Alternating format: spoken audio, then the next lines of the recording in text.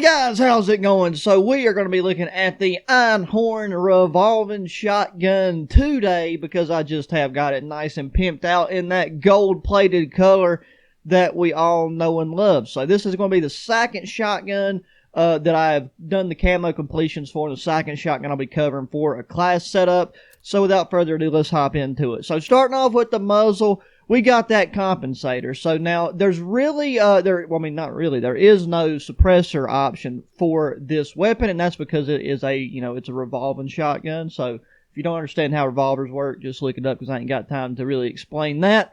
But the thing is, we're going to be using slug rounds, so the compensator is it helps a lot manage the recoil with this weapon. On top of that, we've got the 12 gauge 5-round cylinder, so we're beefing up the firepower as much as possible. And if you haven't used this shotgun, then once you use it, you will understand why we're doing that, because this thing basically fires plastic BBs whenever you first start using it. That is a joke, just in case you took me serious. So the underbarrel, we got the Carver foregrip. For the barrel, we got the Clauser 710 O2B barrel for, once again, maximum reach, range, all that good old stuff. For the optic, we got the slate reflector. I really like that because it's a very minimal sight picture, and you just got that nice little dot right out the get-go that you can take and put on your target.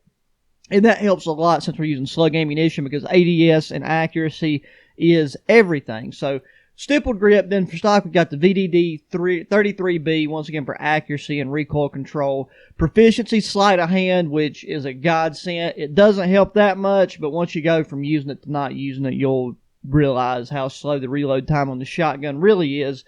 And then finally, fully loaded, because you only got five shells, in your cylinder, and then you have 30 in your pocket. So there we go. That's the class setup. Now let's go in a little quick detail on some tips and tricks. So there's no need whatsoever, if you're doing camo challenges, to play any playlist other than shipment if it is an option at the time.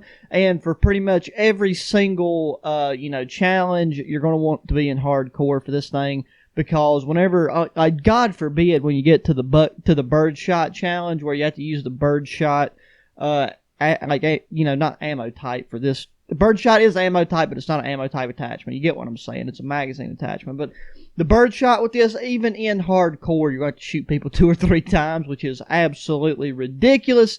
This is, hands down, got to be the worst shotgun out of the whole lineup. But, with that said, it is what it is. The only one that I would recommend really doing in core, still on shipment, would be the Bloodthirsties, because that way, you can still reach out with the 12 gauge slug rounds and kill people across the map on shipment. So long shots, this thing is not hard to do at all, even in the core version of shipment, or in this case, Shipmas, if it's still up. And, the slug, having core helps a lot because you don't have to worry about somebody coming around and shooting you one time, with like an MP40 or just basically any weapon. And it makes things a lot easier on the Bloodthirsty deal. So there you go, guys. That is the class setup. Let's hop into a match of core Shipmas and see what we can do. Okay, so we got Shipmas Armageddon. Let's go, baby. Now look, I can already tell you, this is actually my first game on. I've not warmed up. Jesus Christ. There we go. We got an automation coming at us, and we're getting spawn killed already. Gotta love it.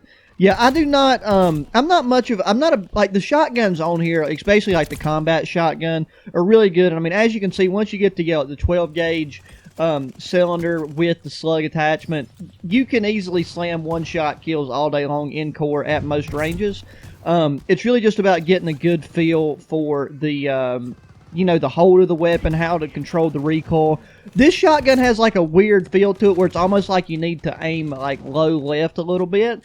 That's mainly true whenever you're using, just any of the, the standard ammunition, just regular buckshot, what have you. And it's mainly it doesn't really apply to the first shot because COD shoots straight, but it's like to compensate for the recoil, you kind of need to start pulling down to your left a little bit, not drastically, you don't want to, just go nyong, but I don't know, once you use it, if you use it, you'll get what I'm saying. So I don't know how this shotgun would be in something like Warzone. I mean, the slugs hit hard, but the slugs of the other shotguns hit even harder. The only benefit really is that you can shoot them in pretty rapid succession, but it's like the recoil is there, so maintaining accuracy while firing this thing pretty fast is almost, you know, impossible unless you just get, I don't want to say lucky, but that's really what it comes down to, because there's no way to maintain like 100% or even 50% consistency when it comes to that, at least from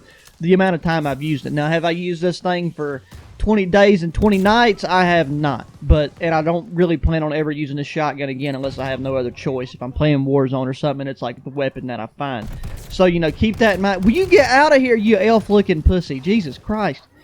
Okay, let's take and put her back up. So, like, do I have a knife? I do have a knife. Come here. Come here. God dang it. Flipping. Of course, I have to run into the guy with the shotgun. So up close and personal, you can, you know, barrel stuff somebody. If you stick a barrel in somebody's mouth and pull the trigger, you know, you ought to hope that you could hit them. Now, as you've seen right there, you know, the ADS time on this is slow in comparison to a lot of other things. Considering that this thing goes from being like a 3 to 4 shot, like, this is no joke. That game ended so quickly. But, like, just like the standard 16 gauge shells, rounds, whatever you want to call them, that this thing uses out, you know, like right out of the box, in core, just like within, you know, maybe a 6 to 10 foot range, you're having to light somebody up with 3, 4, sometimes 5 rounds. And that is not an exaggeration. Like, it's ridiculous. So, really just bear with it. Like I said, play hardcore. That's going to give you the best, bang for your buck as far as like the time it takes. Most time near allies, you know, at least we made the board this go round. But yeah, guys, there you have it. There is the revolving shotgun, best class setup. That's going to give you, you know, your best chances of speeding through the camos, or God forbid you just have a liking to this weapon. It'll give you the best gaming experience possible while using a thing that you're better off throwing a flipping baked potato at somebody and burning them to death. But there you go, ladies and gentle titties. That is going to conclude this here class setup video. So, as always, make sure you hit thumbs up button, subscribe if you haven't already, share your friends, check the links in the description of my other channels, sub to those as well.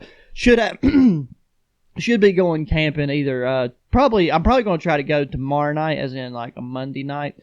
Because that's going to be like the coldest night we've had since this ridiculously depressively hot Christmas. But it's going to be getting down to, I think, like 40 or 39. So that's better than the 50-degree nights we've had over the past few nights. So, you know, that's one for the record books, I reckon. So, once again, all that said, you know, sub to those channels. Hit me up in the comment section on this video and all the others you checked out. And until the next one, adios.